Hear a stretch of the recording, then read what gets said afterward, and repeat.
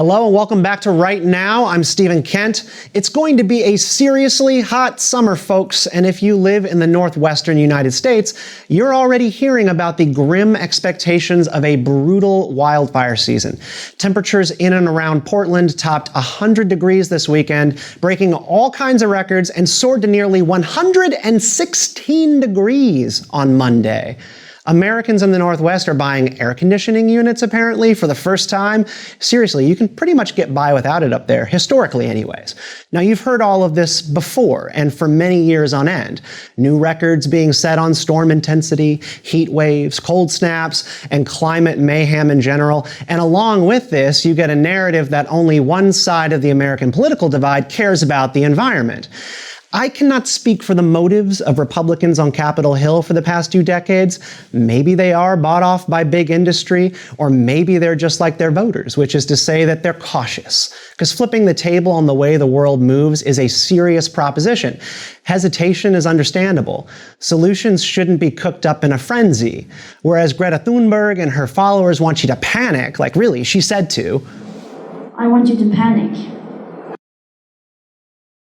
You need to take a deep breath and think this through. To panic quite literally means to engage in wildly unthinking behavior. Why would anyone want that? The tone of the GOP has evolved over time on climate change. After a good 2 decades or more of denying it is happening, it does seem that they're now saying, yes, it's real, but there's not much we can do. That, or it's actually China's fault, or AOC's Green New Deal is just a socialist revolution disguised as a climate plan, which is absolutely true, by the way. This week marked a significant inflection point in how the political right engages on climate. In the House, there is now a conservative climate caucus led by Utah's John Curtis, and last summer, House and Senate Republicans unveiled the Roosevelt Caucus for Environmental Policy.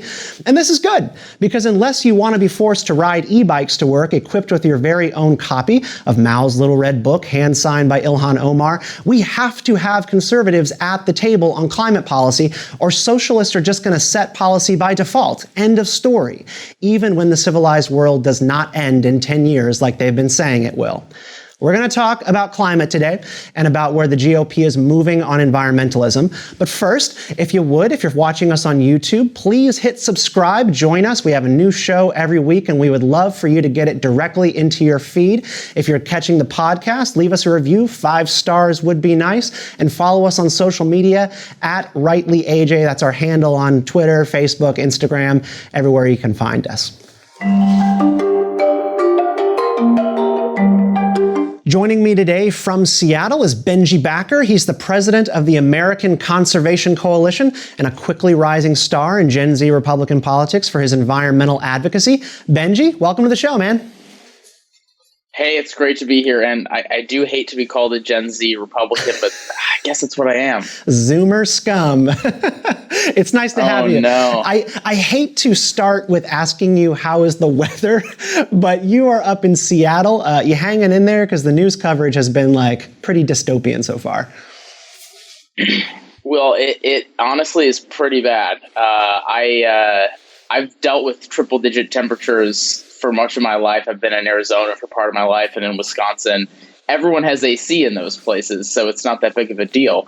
In Washington, it's like a cultural thing where people just don't have AC because it hardly ever gets hot in the summer. It barely gets over 90 any days during the summer, let alone in June, and let alone 110.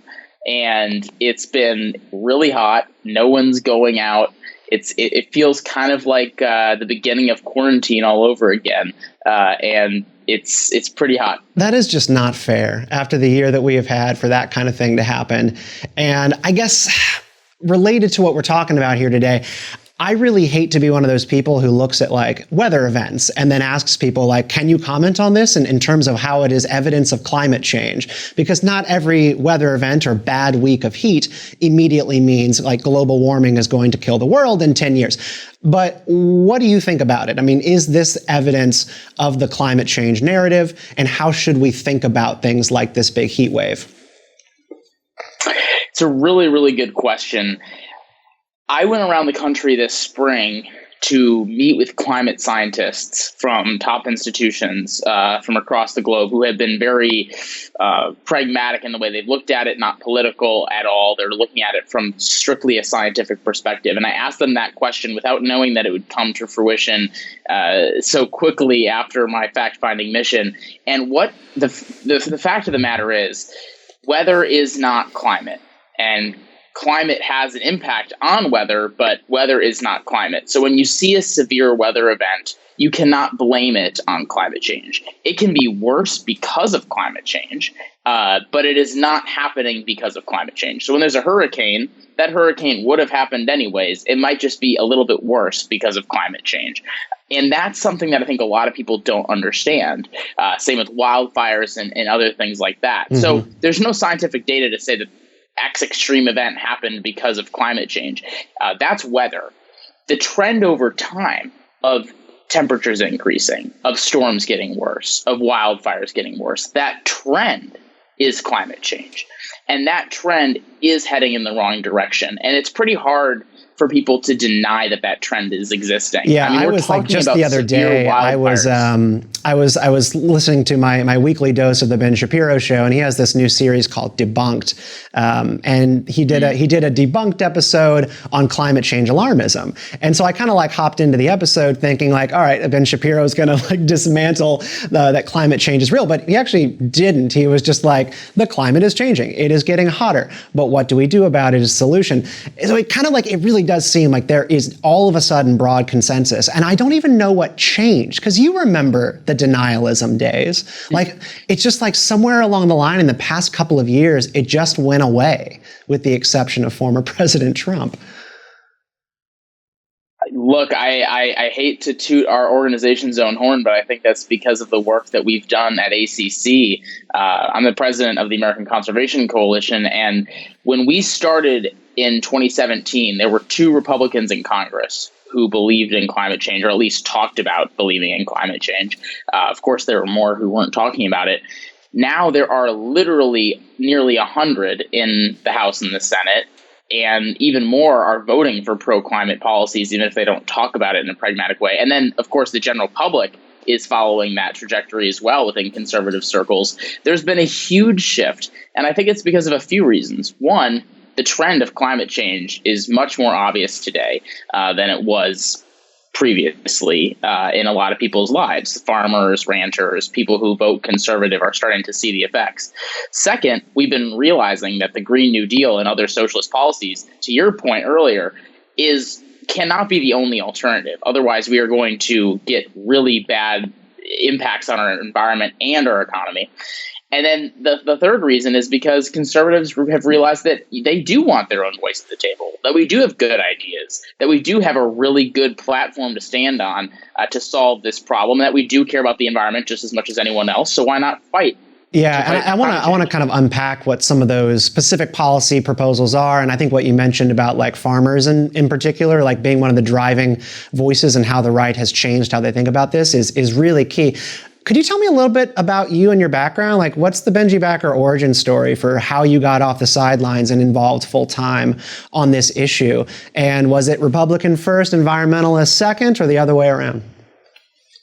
That's a really good question. So I've been active in politics since I was 10, which is something that is crazy to say. I was door knocking, making phone calls before my voice even changed. So it was a pretty interesting childhood that I had. And then I spoke at CPAC when I was 14 or 15 about indoctrination in the classrooms, another very important topic, and decided when I got to college, which I went to college at the University of Washington in Seattle. I went to college at the University of Washington in Seattle because I wanted to be somewhere where I could hike and ski. I moved from Wisconsin so I could be somewhere that I could hike and ski. And I realized that the conservative movement I was a part of didn't have a voice at the table on climate change or the environment. And I had been a lifelong environmentalist. Just like everyone, I have a story about why I care so much about the environment. I have a childhood memory that really comes to mind when I think about my connection with the environment. I think we all have that at some point in our lives. And I decided that I needed to marry my passion for the environment and conservatism.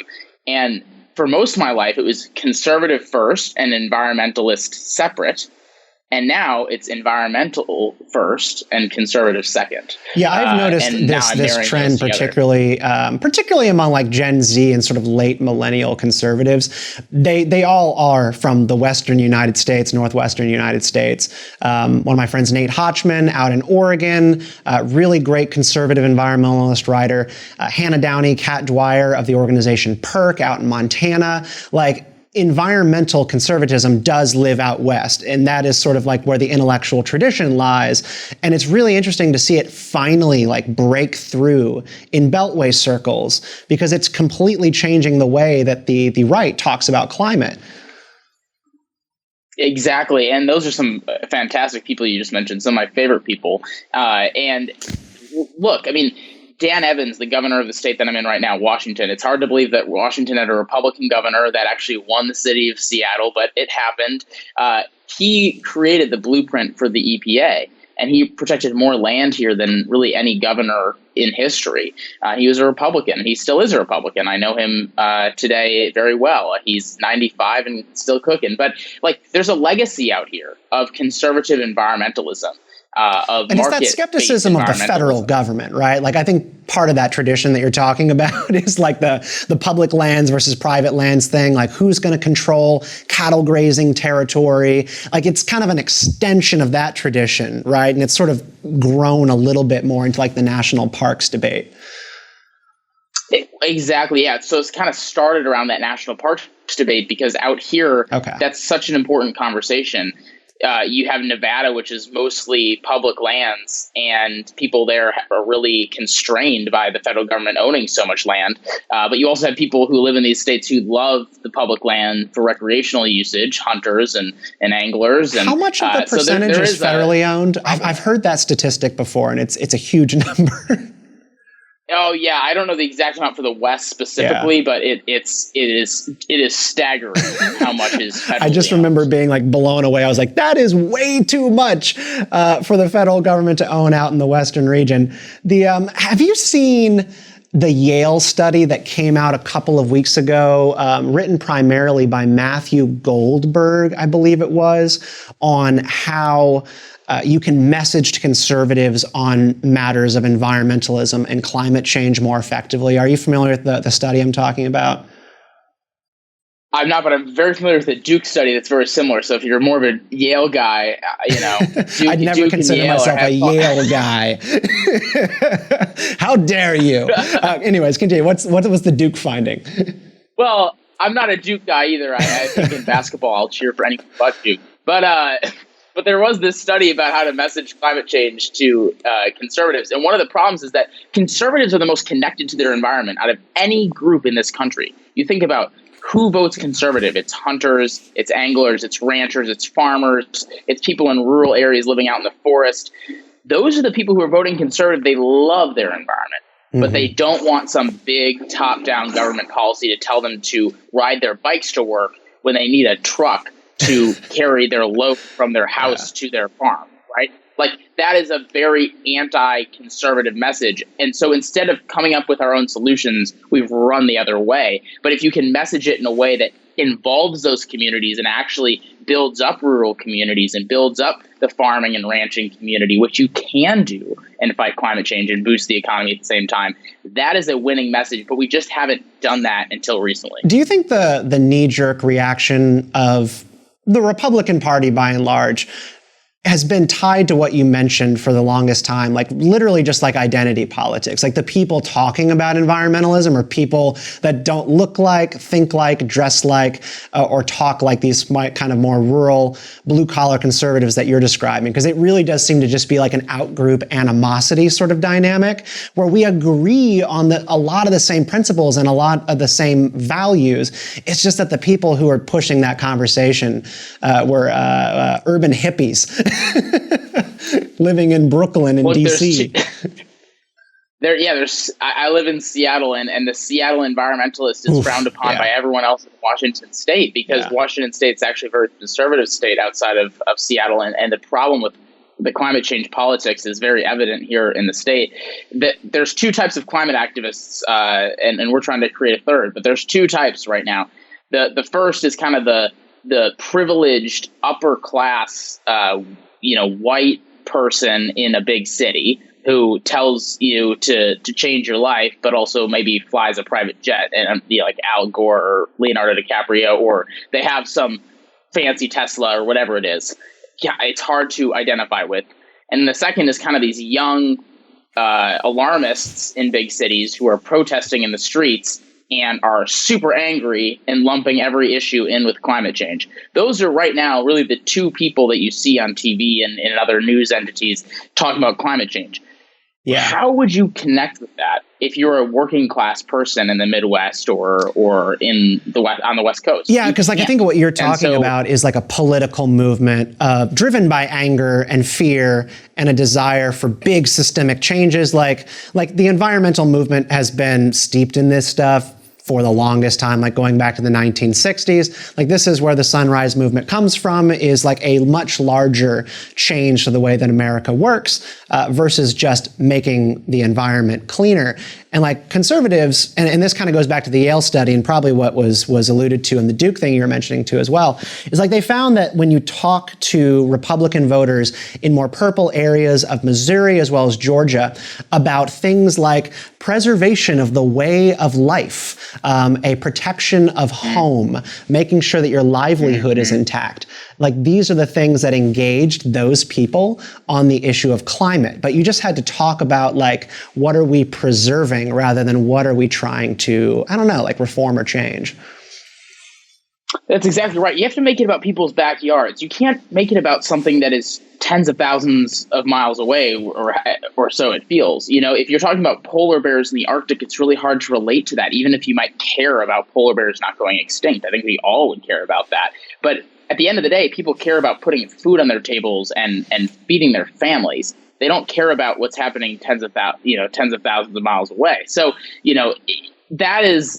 that has been the big problem, is that it hasn't been relatable. But when you can make it relatable, when you can make it about the farm that the person farms at, or you can make it about the stream that the person fishes at, when you make it about something that they can actually think about and actually see the difference being made at, thinking about the temperature change over time in the community they're living in, or the economic impact that climate change could have in their community, those types of things are better, because just like everything in society, if you can make it tangible, you can make it a problem in those communities, you can make it relatable. And I think that is what's been missing. And that's something that we do a little bit differently too. Yeah, I think another way of describing what you're talking about, which is maybe more of a crude way to put it, is the language of self-interest.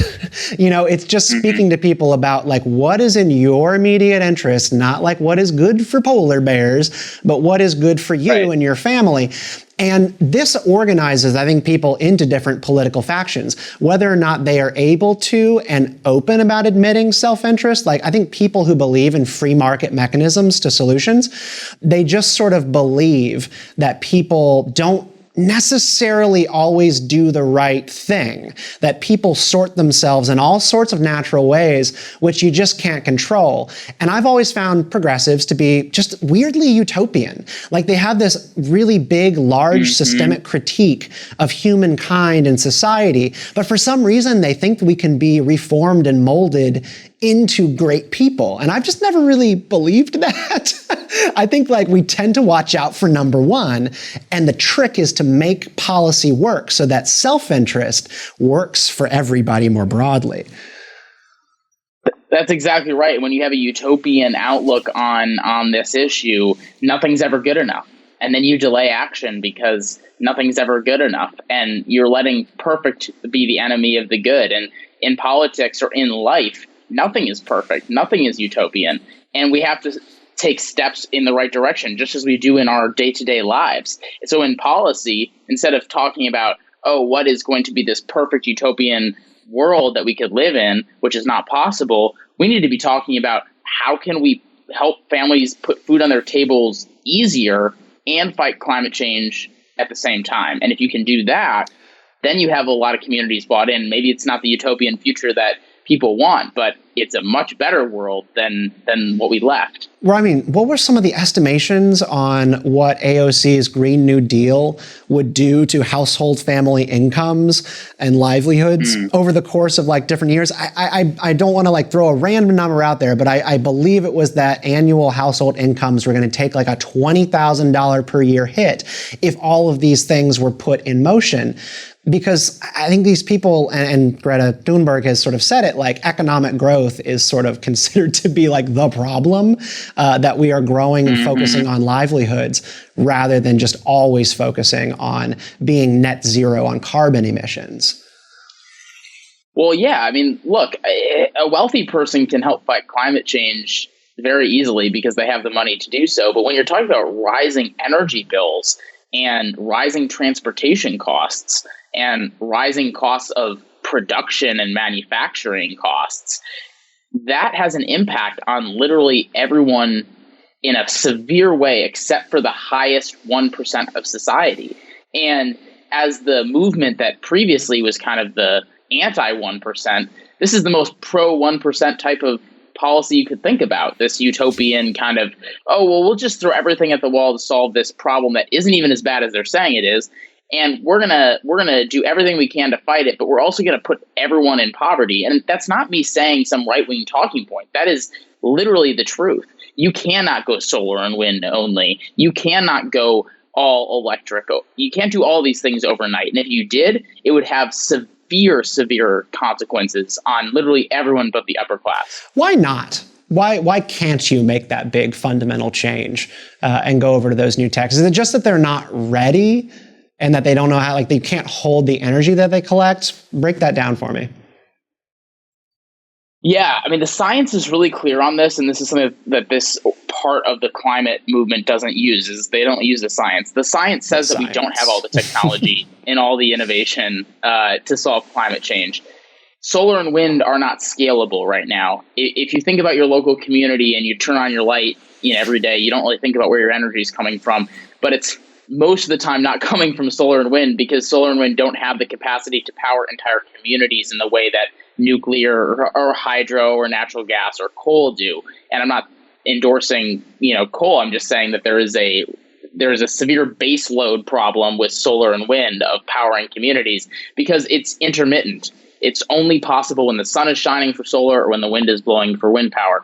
And until they can figure that out, there's no way to move forward on solar and wind, let alone having it be the only energy sources. And then you have, electric vehicles only. Well, they're heavily subsidized and they're still more expensive than the internal combustion engine. Now, I'm a huge advocate for solar and wind. I'm a huge advocate for electric vehicles. But we have to be realistic about the timeline. And we have to be realistic about the technology just not being there yet, not being cost effective yet. And without being realistic about it, we're putting a lot of people's lives at risk because we're not thinking about it in a way that is economical. And you have to make things economical to have good policy. Can you break down for me what the significance is of this new conservative climate caucus that was just formed here in the past couple of days here in Washington? It was put together by a representative from Utah. I'm blanking on the name. I said it earlier. John Curtis, excuse me. What's the significance of this caucus and what does a group like this actually mean for outcomes of legislation and how we engage on climate change? Because I don't know, it feels like there's like a new caucus forming every day and it's just a big PR stunt to me.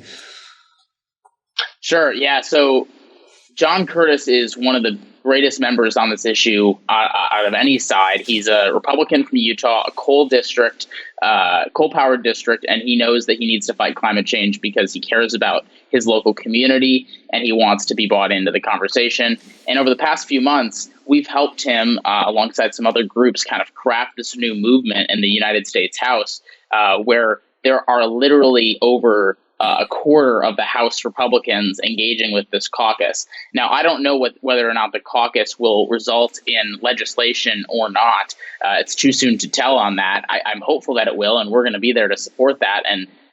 But at the end of the day, over a quarter of House Republicans within a week standing up and saying, yes, I care about climate change and I want to fight it as a conservative is a huge deal. It's a huge deal because it means that we will be putting together policies. There's actually a package that Kevin McCarthy, the House Republican minority leader, put together of climate policies that are immensely bipartisan, and they have a lot of potential impact on American-made technology, nuclear, natural solutions, which is kind of the focused on farming, like carbon agriculture capture, part of right? it. Like the Kevin McCarthy package of bills. Capture. Club for Growth didn't like that. I remember when that policy suite came out, it definitely caught some flack from, I think, like the predictable characters in Republican politics in terms of associations and trade interests. Why is that? I mean, what was so objectionable about that to establishment groups? Yeah, I mean, there were very few groups that have been speaking out against conservative climate action, but those who have been, I think, are kind of, those organizations are dying because of their take on climate change of kind of being decades in the past, and they're kind of going out with a final punch. You think about the Heartland Institute, Club for Growth, and they're desperate. They know they're on the wrong side of history, and they don't know what to do about it. Oh, you got to throw the wrong side of history, Barb. No, I mean, like the kids do not like it. Yeah. The reality is, like, climate change is a problem, and we can talk about how severe it is or not, but it is a problem, and the United States is falling behind China in clean energy development, even though China's ramping up their emissions. And we have a severe problem on our hands, not only with the environmental side of climate change, but with the economic side of it. And the United States, if we continue to fall behind, is on the wrong side of history because we're hurting our environment and we're hurting our economy. And these organizations that have been standing against climate action have largely been funded by interests that are not good. And that has misled the public to believe that is the way that we should be going. And now the public is changing course, and the elected officials are changing course, and those organizations are staying in their lanes, which is predictable but unfortunate. What's the difference functionally between the Conservative Climate Caucus and I mentioned like the Roosevelt Caucus? That was formed last year, I believe, and that was a House and Senate cooperation. Are these groups different in nature? Are they standing for different things? And do they have disagreements that are getting sorted out? Very interestingly, they have different lanes. The Roosevelt Conservation Caucus is very focused on conservation-only work. So what I mean by that is national parks, hunting and fishing, wildlife conservation and preservation. And then the Climate Caucus is just focused on climate. And I think what's really cool about that is that there's a lane for everyone to be involved if they care about the environment. And I think the reality is there's more environmental issues than just climate change. I'm a big advocate for national parks. I'm a big advocate for wildlife conservation. Our organization works on those issues as well. We oftentimes forget about those when we're so caught up in climate change. And I think that it's really important for those two issues to be separate, but also a lot of the people who work on both of those issues and are in both of those caucuses can overlap because those policies do intertwine a lot. So I think it's a really cool dynamic, and that's what the difference is. Yeah, that definitely speaks to my sensibilities on this, because one of the ways I try to order my life is like, what do I have control over and what do I just really not? Climate to me feels like a thing I just, like, as an individual, there's nothing I can really do. Like, I feel like all of the things that are about like moral, like virtue signaling kind of actions you can do, like what kind of car you're going to drive, like you make yourself feel better, but like, who are you kidding? It depends like what we're doing as a whole. It's that Roosevelt Caucus attitude about like, we can control certain things. Like there are certain policies of how we take care of our lands, how we manage animal and wildlife populations that are things that we can do. And that's what I am drawn towards. And the Roosevelt thing altogether seems to be having a huge moment. Like Teddy Roosevelt is like skyrocketed in prominence again in Republican politics. It's kind of weird. Well, first of all, Teddy Roosevelt is amazing, and you can't I'm learning about that more and more now. Yeah, there is a Teddy Roosevelt picture right behind my head. I am a huge believer that individual action on these issues makes a huge difference, and that the environmental movement making you feel like these issues are too far away is part of the problem. Because just like voting, each one of our decisions makes a difference in the larger scheme of things.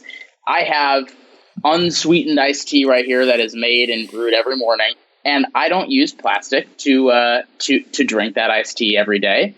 And that, although it's just one decision to not go to Starbucks and do that sort of thing every day, it does make a difference, because if you have 5 friends who do that and then 10 friends who do that, it starts to make a huge difference. So I think we need to start putting ourselves back into these conversations. It doesn't mean you have to dramatically change your life to help the environment, but do what you can do as an individual to make a difference on environmental issues. And it does add up. So if, being an electric car driver is your way of doing it, or bringing a plastic reusable water bottle to work every day is your way. Like it all makes up a difference. And I think we need to put ourselves back into these conversations instead of feeling like we can't do anything about it, because we can, and behavioral changes and cultural changes matter.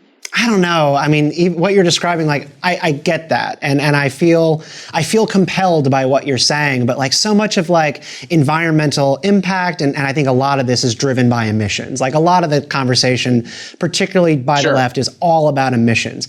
And that's part of what feels defeating about it, because it's adding and subtracting. It's like, well, am I going to drive to work? Am I going to carpool? Am I going to change the kind of car I have? Oh, but by the way, it's like my meat eating habit is also contributing to this thing. So it's just like, no matter what you do to subtract, you're going to add in another way, unless you're one of these like hyper purists about emissions output. There's no way. It doesn't. And that's why we need. That is why we're trying to craft a new environmental movement, because that's not true.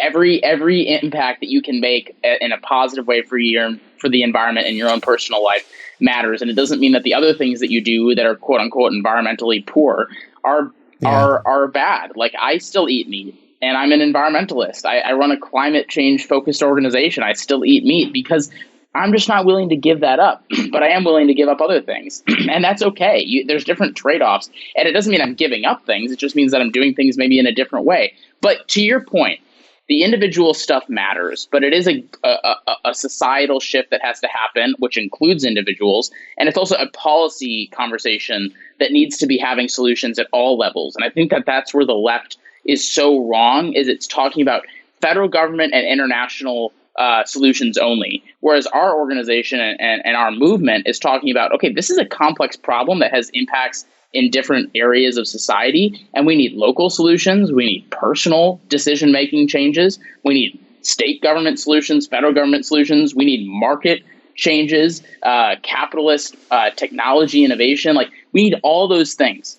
And if we don't, we won't solve these issues, because it is so complex. Environmental issues are so complex that you need the biggest swath of solutions imaginable if you have any chance at solving it.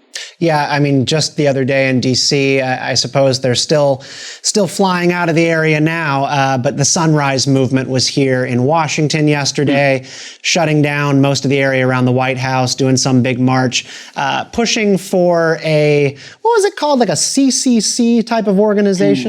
What is that? What does that stand for again? Like the Civilian Climate Corps. Yeah, the Civilian Climate Corps, to be included in the infrastructure package by Joe Biden. What did you make of that march? You have any critique of the Sunrise Movement's big demonstration yesterday?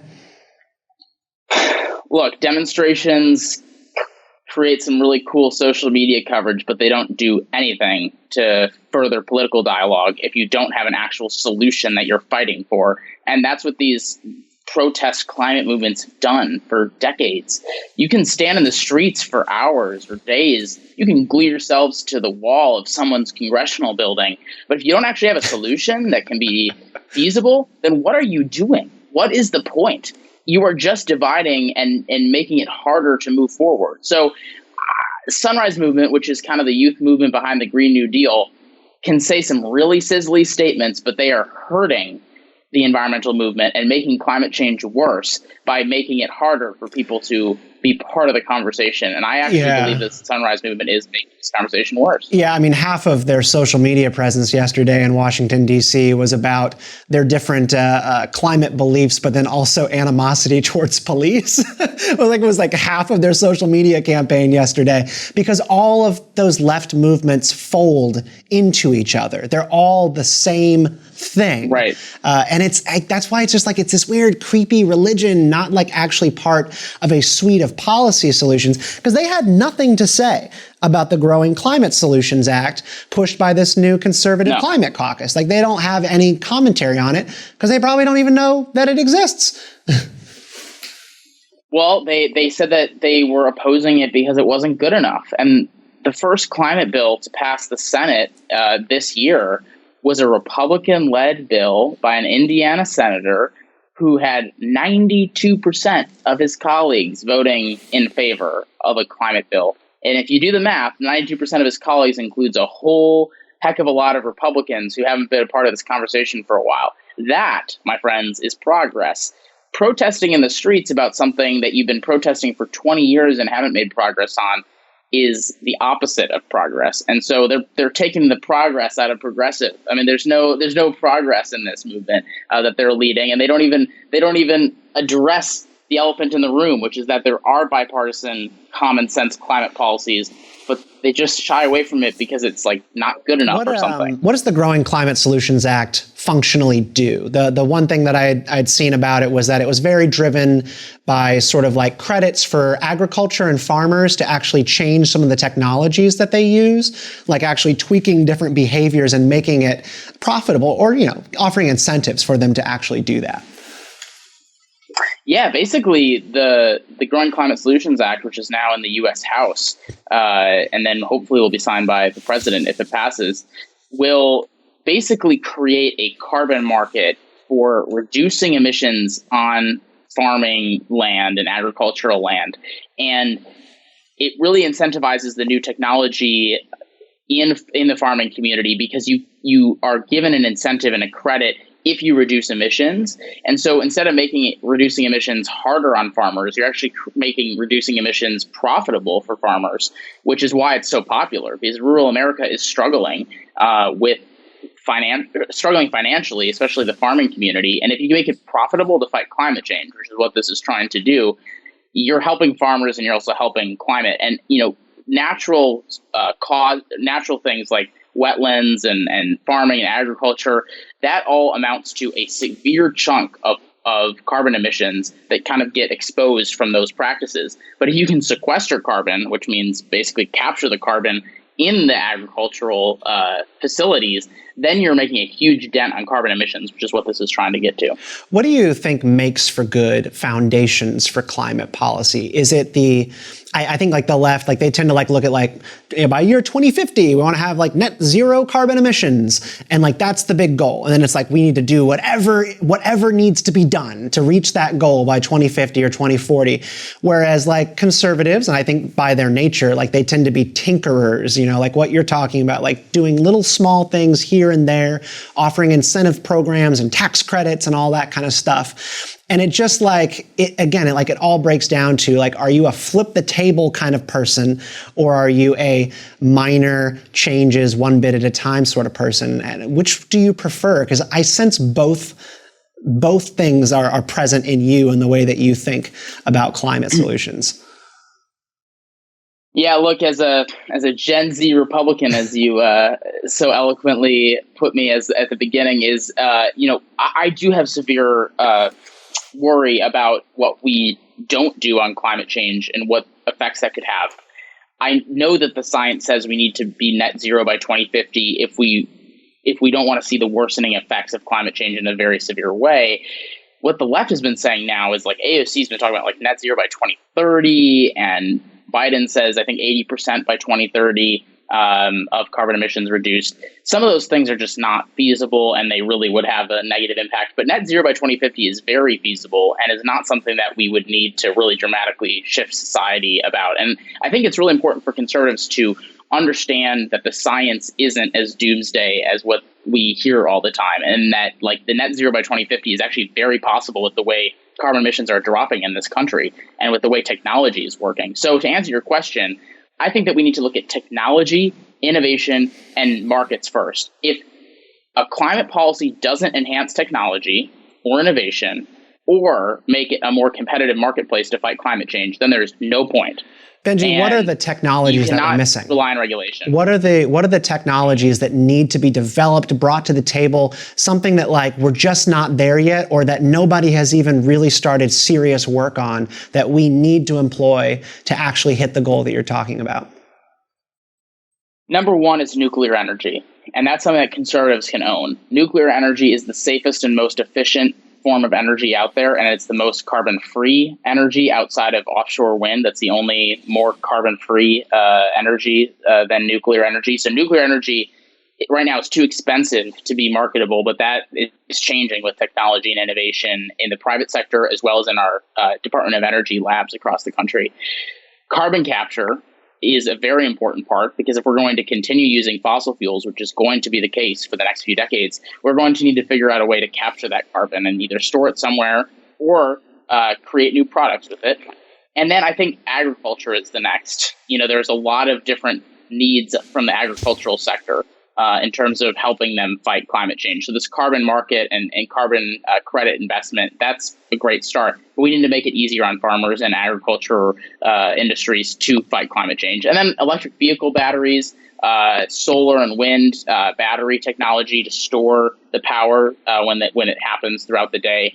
Those are also very important as we look towards a carbon-free future. The batteries, and this is just coming from me, like somebody who does not spend the kind of time you do looking at science and things on environmental policy. It's like, I just always go back to like, we can't make batteries that like last as long as we need to. I've just always been shocked by that battery technology is not where we need it to.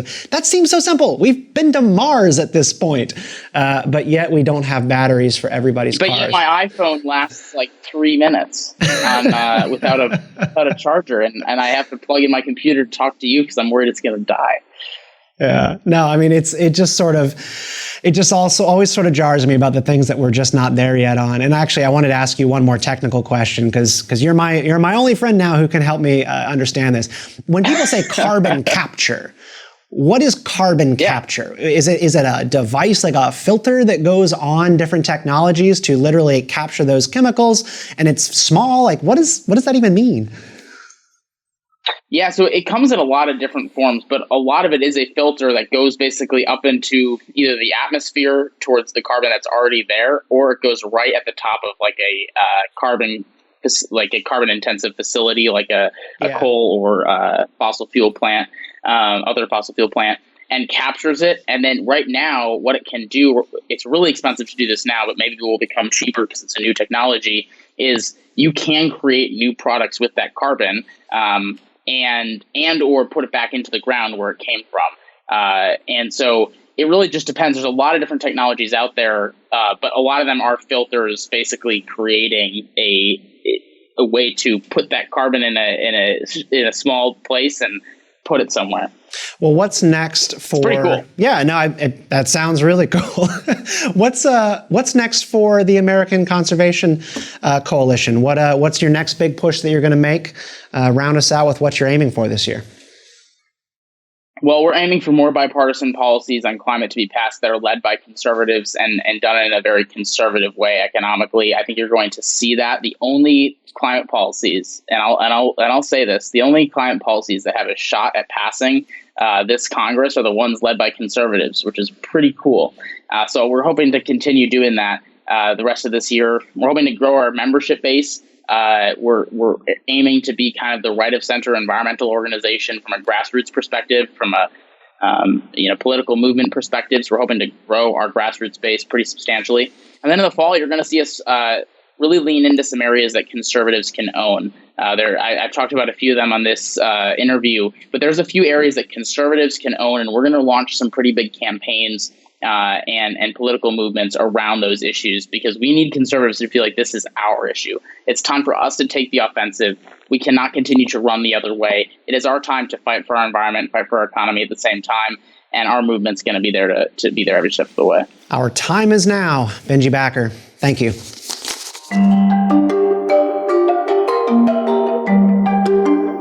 All right, and thanks for staying with us. We're still here with Benji Backer, and we like to end every single episode with a little bit of good news from the world. So we always like to do something personal, headlines, whatever has got you just happy about being on this earth. Benji, why don't you start us off? What's going on positive in your world? All right, well, there's a lot going on that's positive, so I'm going to pick two really short things. The first is that my sister, who lost her job at the beginning of the pandemic, just got a new job in a perfect role for her in the city that she wants to live in. That's great. And it's been a very exciting couple weeks for my family in that way. She's working for Life is Good, which is very exciting. And then the Bucks are going to win the NBA championship, which is very, very exciting. I'm predicting it because I need them to win for my own sanity, and I think that they're going to do it. I believe I will be rooting for the Bucks just for you as someone who is thank you 100% indifferent. So go Bucks. So go Bucks. For me, I am always following news, and not because I have penny stocks in Impossible Foods and Beyond Meat, but I'm always following the plant-grown meat technology. I think it's super cool. I am one of those people who I just think it is an element of the future that we need to keep pursuing to curb animal cruelty where we can. And I say this as a person who will never stop eating real meat. But in Israel, they just cut the tape this week on a new state-of-the-art facility for lab-grown meat. It's future meat technologies. And they call this cultured meat, meaning it either comes from like plants or it is actually brought from the stem cells of animals, and they grow chicken, pork, and beef. And I mean, this used to be $300,000 a pop to make just like 10 years ago. And now they can do it for $350, something like that. It's just incredible. Wow. The way technology advances over time and becomes affordable just like that. You just never know. And like, that's the kind of stuff that can save the world. Absolutely. And we have an opportunity to diversify our diets and test out these new meat substitutes. And I'm a huge fan too, and I eat a lot of meat and I eat a lot of meat substitutes. And it's pretty cool to see that technology go forward because it also can make it easier on food production. It's pretty awesome. Have you actually come to a conclusion on which one is better between Beyond Meat and Impossible Foods? Because I have formed an opinion, and I'm on Team Beyond Meat. Those products are actually, I think, just barely better. I'm team barely better impossible. All right, fair enough. We'll duke it out one day. So we're gonna be on different sides of the aisle on this one. We will stay there, sir. We will stay there. Benji, thanks for joining us today. It was really nice to meet you and have you on the show. Absolutely. Want to be back, and thanks so much for having me. All right, and that's it for this week on Right Now. If you have not already, hit that subscribe button. Join us every week. We got new episodes on Thursday. We would love to have you be part of the Rightly and Right Now with Stephen Kent family. You can follow us on Twitter, Facebook, and Instagram at RightlyAJ. And remember, always ask why, stay out of line, and be a bug in the system. See you next week.